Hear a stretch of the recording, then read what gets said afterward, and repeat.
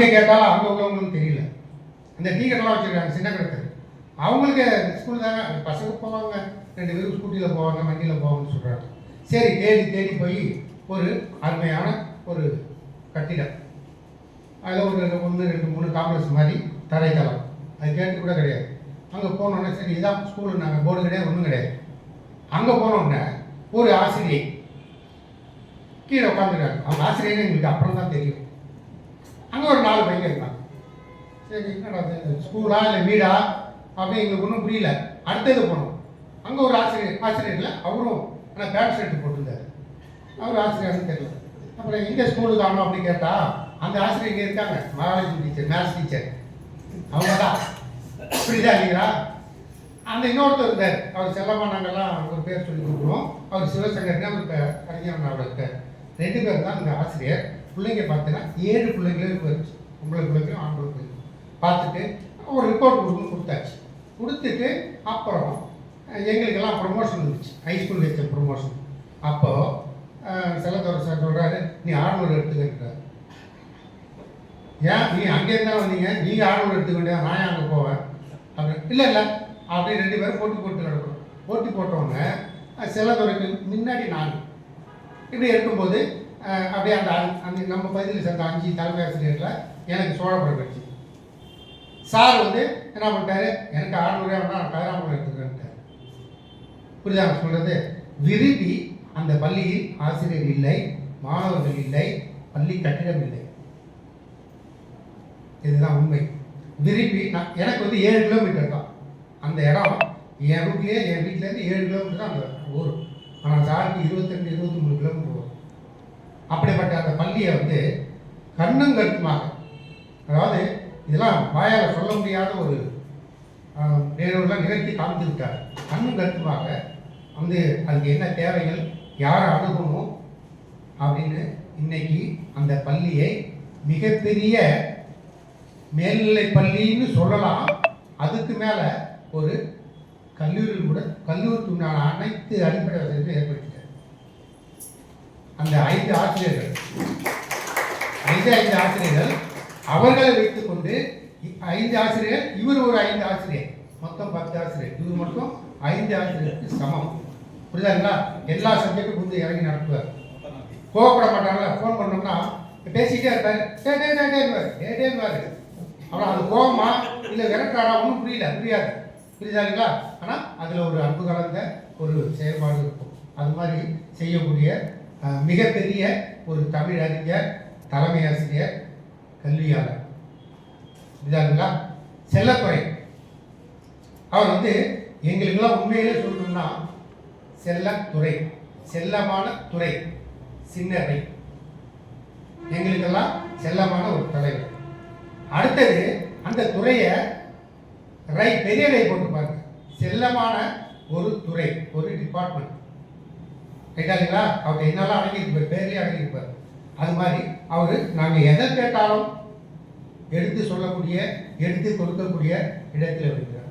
நாங்கள் கேட்கக்கூடிய சந்தேகங்களாக இருந்தாலும், ஆலோசனைகளாக இருந்தாலும், எதுவாக இருந்தாலும் செய்து கொடுக்கலாம்.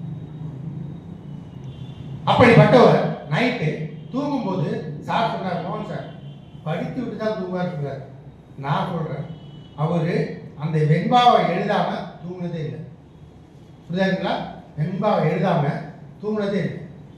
எழுதிட்டு அதை விடிய காலம் போஸ்ட் பண்ணி தான் போடுவார். இன்னொரு விஷயம் சொல்கிறேன் கேட்டுங்க. நான் எங்கள் வீட்டில் எழுந்திருக்கும் போது, கண்ணு முடிக்கும்போது, முடித்த உடனே நல்லா கவனிக்கணும். அதாவது நம்ம மனைவி எழுப்புவாங்க, இல்லை பிள்ளைங்க எழுப்போம், இல்லை தானாக எழுந்திரிச்சு நம்ம படிப்போம். இது அனைவரது வீட்லேயும் நடக்கிறவங்க நடைமுறை. ஆனால் எழுந்தவுடனே நான் செல்வதாஸ் சார் மூஞ்சில தான் முடிப்பேன். காரணம் என்ன தெரியுமா? எடுத்தவுடனே தூங்கி ஏற்ற உடனே கை எங்கே போனால் செல்லுக்கு தான் போகும். செல்லு ஆன் பண்ணு, அந்த நோட்டிஃபிகேஷன் இருக்குல்ல, அது ஒரு படத்தை, அவர் படத்தை போட்டுப்பாரு, இல்லை வெண்பாவை போட்டுப்பாரு, இல்லை வீட்டோட அந்த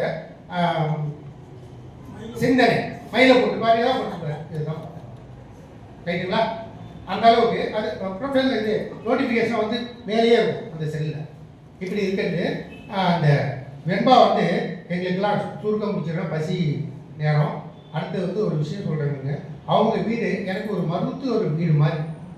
காரணம் என்ன தெரியுங்களா? அவங்க வீட்டுக்கு போன உடனே நான் என்ன பண்ணுவேன், அவங்க சகோதரி மனைவியாக இருக்காங்க.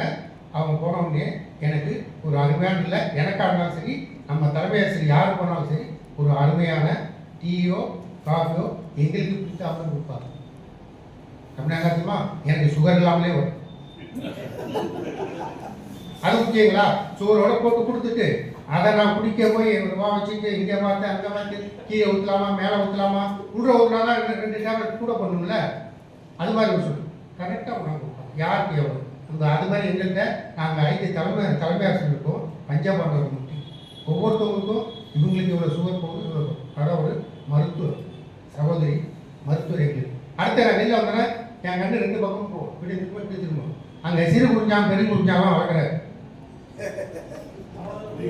அதே அது உள் பக்கம் வளர்க்குறாரு. அதில் 2 அதாவது 2 இலையை பற்றி போகலாம்னா நான் எப்படியாப்பட்ட சுயநலக்காரன் பாருங்க, 2 செடியை பிடிங்கி வச்சுட்டு போய் எங்கள் வீட்டில் நட்டுறோம். எப்போ போனாலும் 4 இலையை பற்றிட்டு அந்த டேப் இருக்கும் கையில் விட்டு இப்படி வரும். அது ஒரு மருத்துவர். அந்த சகோதரிக்கு வந்து உண்மையிலே சொல்கிற மிகப்பெரிய பாராட்டு கொடுக்குறோம். அங்கே அவங்க அந்த அளவுக்கு அந்த வீட்டையும் சரி அவரையும் சரி நல்ல வழிநடத்தி கொண்டிருக்கிறார்கள். ரைட்டுங்களா? ரைட், அவங்க பாராட்டுகள். அப்புறம் அந்த 108 வெண்பாக்கள் சிந்தனை வெண்பாக்கள் அருமையானது. அது காரணம் இன்னொரு விஷயம் என்னன்னா, அது அடிமேல் அடியத்தால் அம்மியை நகர்ன்னு சொல்லுவாங்க. ரைட்டுங்களா? அந்த வெண்பாவை படிக்கிறதுக்கு நம்ம கொடுத்து வச்சு படிக்க மனசு வராது. நீங்கள் என்னாலும் பண்ணணும், அது ஒரு கசப்பு மட்டும் என்ன வெண்பா 4 லைனில் எதாவது இருக்குது புரியாத மொழியில் மாதிரி இருக்குது அப்படின்னு சொல்லி அதை கடந்து தான் போக சொல்லணும்.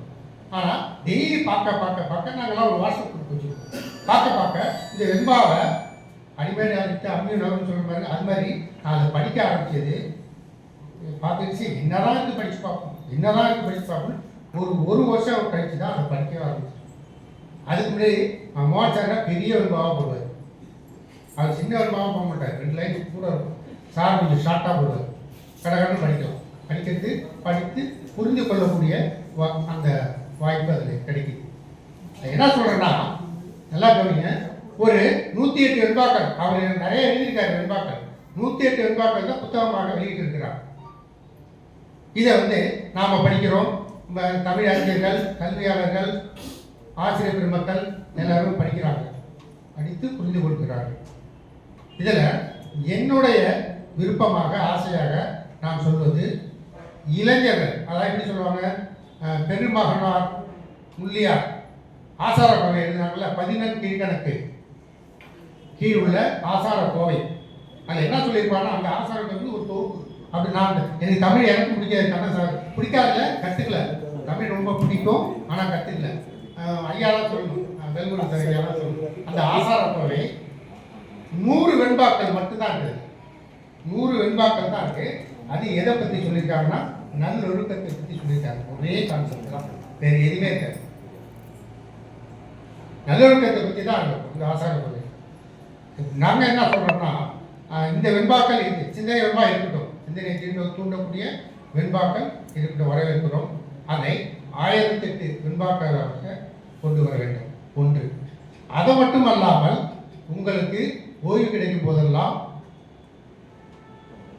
மாணவர்கள் அப்போ கொடுத்தது அந்த முள்ளியார், பெருவாய் முள்ளியார் நினைக்கிறேன், ஆசிரியர் ஆசாரப்பை பெருவாய் முள்ளியார் அவர் தொகுத்து எழுதுனது தான். அவர் 100 வெண்பா தான் எழுதினார். ஒன்லி நல்லது. அப்போ உள்ள மாணவருடைய எல்லா சமுதாயத்தோட ஒழுக்கத்தை பற்றி பார்த்தீங்கன்னா வேற விதமாக இருக்கும். இப்போ மாறுதலாக இருக்கு. இப்போ என்ன சொல்கிறோம், இன்றைய காலகட்டத்துக்கு தகுந்த மாதிரி ஒரு நல்லொழுக்கத்தை பற்றிய ஒரு புரியக்கூடிய ஒரு வெண்பா தொகுப்பை வெளியிட வேண்டும். அடுத்தது வேளாண்மை, நவீன வேளாண்மை, நவீன தொழில்நுட்பங்கள், இதை பற்றிய அருமையான தமிழ், அருமையான செய்திகள் இருக்குது. எப்படி தமிழில் ஆத்திச்சூடியை அவையார் கொடுத்தாங்க, எல்லாருக்கும் தெரியும். அதே மாதிரி அறிவியல் ஆத்திச்சூடியை ஒருத்தர் கொடுத்தார், நெல்லை முத்து விஞ்ஞானி, சாராபாய் விண்வெளி நிலையத்தில் விஞ்ஞானி. அறிவியல் ஆத்திச்சூடி அவர் கொடுத்தார். அதே மாதிரி